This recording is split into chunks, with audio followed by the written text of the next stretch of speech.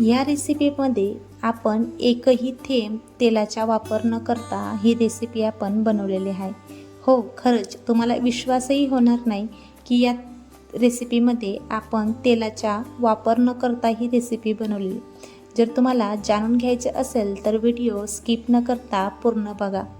चला तर मग आपण रेसिपीला सुरुवात करूया. आता मी 1.5 कप तांदळाचे पीठ घेतलं आहे. आता त्याच्यामध्ये गरम पाण्याचा वापर करून मी थोडं पाणी टाकून याला असं मिक्स करून घेणार आहे. लक्षात ठेवा, एकदम जास्त पाणी टाकू नका, नाहीतर पीठ असं सैलसर होईल आणि आपला डो व्यवस्थित बांधला नाही जाणार. आता आपण मस्त थोडं पाणी टाकून घेतलं आणि आता अलगद हाताने मस्त आपण याला मळून घेणार आहोत. आपण चपातीच्या पीठ जसं मळतो, चपातीचा डो जसा मळतो त्या पद्धतीने आपल्याला हे पीठ असं लोण्यासारखं मळून घ्यायचे. बघा, या प्रकारे मी पीठ मस्त असं मळून घेतलेलं आहे. आता हे पीठ आपण एका बाजूला ठेवूया आणि आपण दुसरी कृती करून घेऊया.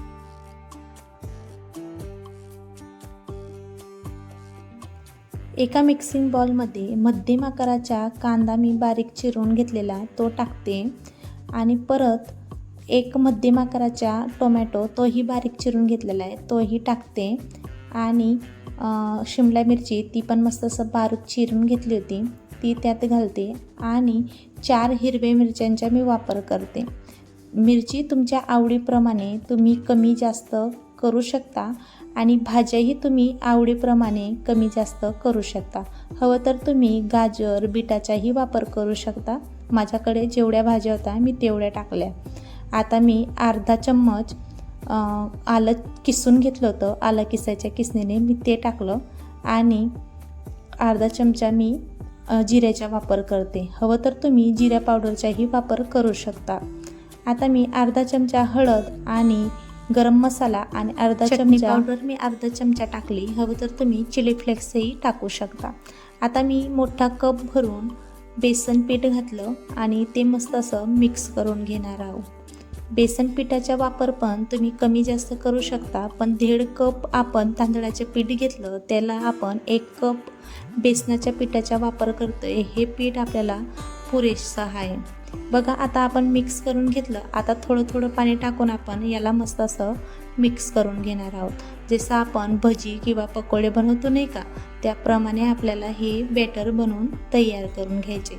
लक्षात ठेवा, हे बॅटर जास्त सैलसर आपल्याला बनवायचे नाही, थोडं घट्टसरच हे बॅटर आपल्याला राहू द्यायचे.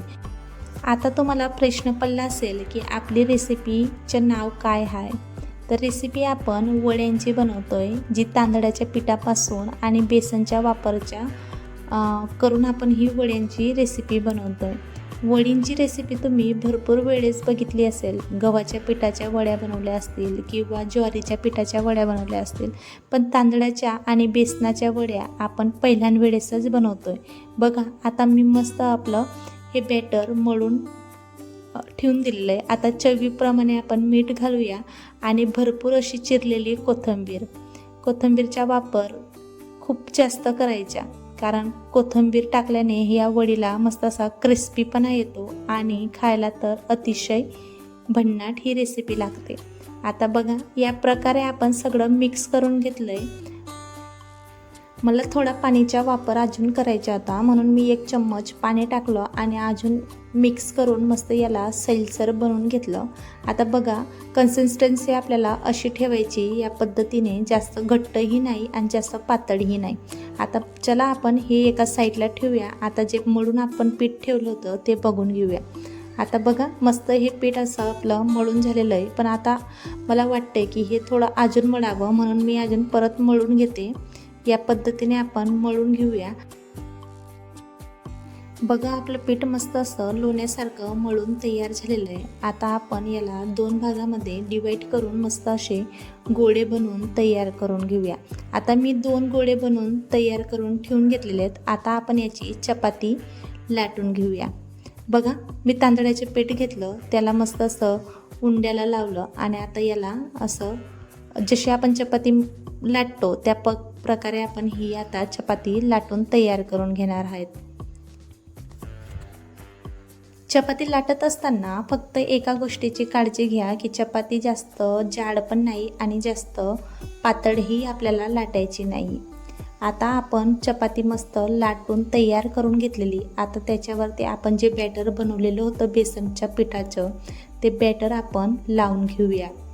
या मी व्हिडिओमध्ये दाखवते त्या पद्धतीने हे बॅटर लावा आणि बॅटर लावत असताना चपातीच्या अवतीभोवती अर्धा इंचाच्या किंवा 1 इंचाचा भाग थोडा मोकळाच ठेवा, जेणेकरून आपल्याला रोल जेव्हा आपण बनवतो तेव्हा हा रोल इझिली आपल्याला बनवून तयार होऊन जाईल आणि बॅटर जास्त बाहेर निघणार नाही. या गोष्टीची काळजी मात्र नक्की घ्या. आता आपला रोल बनवून तयार झालेला आहे. आता आपण मस्त याला एका चाळणीत ठेवून देऊया. बघा, या प्रकारची चाळणीमध्ये आपल्याला हा रोल ठेवायचा आहे. जसा आपण हा रोल तयार केला तसाच आपण आता दुसरा रोलही तयार करून घेणार आहोत. ज्या पद्धतीने मी तुम्हाला सांगितलं बस तीच ट्रिक आपल्याला वापरायची आहे आणि दुसरा रोलही आपल्याला बनवून तयार करून घ्यायचा आहे. आता मी व्हिडिओमध्ये दाखवते त्याप्रमाणे आपला हा दुसरा रोल पण बनवून तयार झालेला आहे. आता हा रोल पण आपण दुसऱ्या चाळणीमध्ये ठेवून घेऊया. बघा, आपले दोघं रोल मस्त असे बनवून तयार झालेले आहेत. आता याला आपण स्टीम करून घेऊया. मी पाणी पहिलेच उकडायला ठेवून दिलेलं होतं, म्हणजे तापायला ठेवून दिलेलं होतं. आता ती चाळण आपण कढईवरती ठेवूया आणि 15 ते 20 मिनिटसाठी आपण हे मस्त मध्यम गॅसवरती वाफवून घेऊया. बघा, या पद्धतीने मी स्टीम करायला ठेवून दिलेले. आता 15 मिनिट नंतर मी बघते. आपले 15 मिनिट झालेत. आता स्टीम होऊन आपली वडी तयार झालेली आहे. मी अधूनमधून चेक केलं. जेव्हा मी पहिल्यांदा वेळेस चेक केलं होतं तेव्हा चाकू टाकला तर थोडं बॅटर चाकूला लागलं, म्हणून मी अजून 2-3 मिनटं स्टीम करायला ठेवले. एकूण आपल्याला 15 मिनिट लागलेत. आता मी चेक करते. बघा, चाकूला काय बॅटर लागलं नाही, समजून घ्यायचं की आपलं रोल मस्त असे शिजून झालेले आहेत. स्टीम झालेले रोल मी एका ताटामध्ये 2-3 मिनटासाठी गार करून ठेवून घेतलेले आहेत. आता हे रोल आपले मस्त असे गार होऊन तयार झालेले आहेत. आता अर्धा इंचाचा गॅप ठेवून आपण हे मस्त वड्या कट करून घेणार आहोत. बघू शकता तुम्ही किती मस्त असा कलर आपल्या या वडींना आलेला आहे. कमी वेळेत आणि कमी साहित्यामध्ये ही रेसिपी बनवून तयार होते आणि एकही थेंब तेलाचा वापर न करता आपण ह्या वड्या बनवलेल्या आहेत. बघा, अतिशय मस्त आपल्या या वडींना कलर आलेला आहे. मी तुम्हाला फायनल लुक दाखवतेच. या बघा, या पद्धतीने आपण सगळ्या वड्या कट करून तयार करून घेतलेल्या आहेत. बघू शकता तुम्ही किती मस्त आपल्या वडींना कलर आलेला आहे. आता मी एक वडी तुम्हाला जवळूनही दाखवते. बघा, या पद्धतीने आपण वड्यांची रेसिपी तयार केलेली. तुम्हाला ही रेसिपी कशी वाटली मला कमेंटमध्ये नक्की सांगा आणि थोडीशीही जरी तुम्हाला ही रेसिपी आवडली असेल तर रेसिपीला एक लाईक मात्र नक्की करा. अगदी सोपी आणि सरळ ही रेसिपी आहे. ही रेसिपीमध्ये आपण एकही थेंब तेलाचा वापर नाही केलेला आहे. अगदी ऑइल फ्री ही रेसिपी बनवून आपण तयार केलेली आहे.